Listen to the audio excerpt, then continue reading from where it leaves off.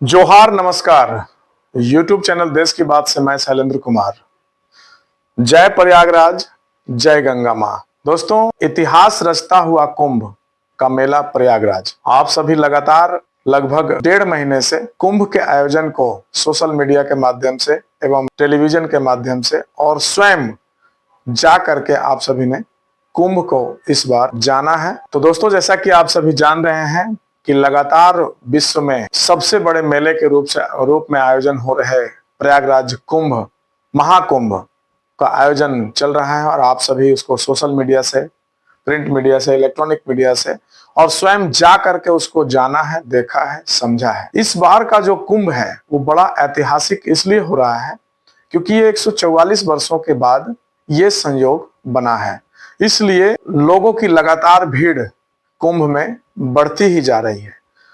आलम यह है, परिस्थिति ये है, आप सभी जान रहे हैं कि जब बीच में कुंभ के आयोजन के हो रहे आयोजन में जो भगदड़ हुई और भगदड़ के बाद पूरे देश से आवाहन करने के बाद भीड़ थोड़ी सी घटी, लेकिन जैसे ही माघ पूर्णिमा का समय आया ये पुनः जो है सो प्रयागराज की ओर भीड़ बढ़ चुका है। ये बता रहा है कि कुंभ का क्या क्रेज बन चुका है इस समय दुनिया का सबसे अगर ऐतिहासिक कोई कार्यक्रम चल रहा है तो वो प्रयागराज महाकुंभ का चल रहा है।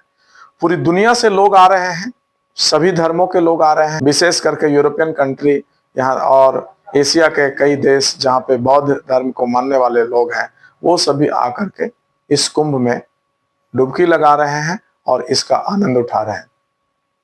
जब से योगी आदित्यनाथ के कार्यकाल में ये जो 2 कुंभ हुए, पिछला बार का भी कुंभ इतिहास रच चुका है और इस बार का जो कुंभ है वो महा इतिहास रचने के करीब है। एक जो दुर्घटना घटी है भगदड़ का, अगर उसको हम छोड़ दें तो हम कह सकते हैं कि ये जो कुंभ है वो अब तक के पृथ्वी के सबसे बड़े आयोजन में से एक है।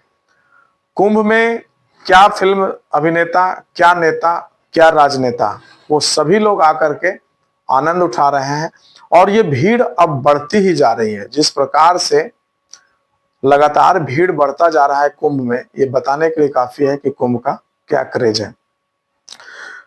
हम इस कुंभ के माध्यम से विशेष रूप से सरकारों को क्या सोचना चाहिए कि जो भारत में टूरिज्म की जो संभावनाएं हैं उस पे काम करने की कितनी आवश्यकता है।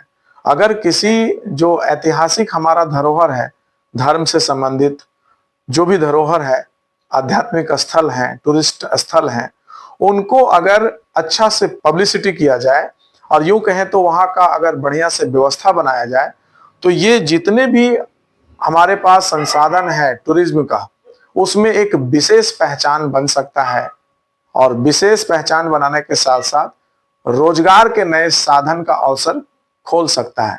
ये हम सभी को इस महाकुंभ से देखने को मिल रहा है कि योगी आदित्यनाथ और देश के प्रशासन जो है वो पूरी तरह से लगे हुए हैं कुंभ में, बावजूद जो है सो वहां पर भीड़ बढ़ता जा रहा है और इसका थोड़ा बहुत समस्याएं भी आ रही है। घंटों जाम में फंस रहे हैं हमारी सड़कें और बाकी चीजें भी समस्याएं निश्चित रूप से थोड़ी बहुत आती होगी। मैं ये नहीं कहता कि हमारी व्यवस्था इतनी मजबूत है कि वहां पर कोई समस्या नहीं है, लेकिन जब इतना बड़ा आप आयोजन करते हैं तो ये छोटे मोटे जितने भी समस्याएं होती है उसको दरकिनार करके हम सभी को चलना चाहिए।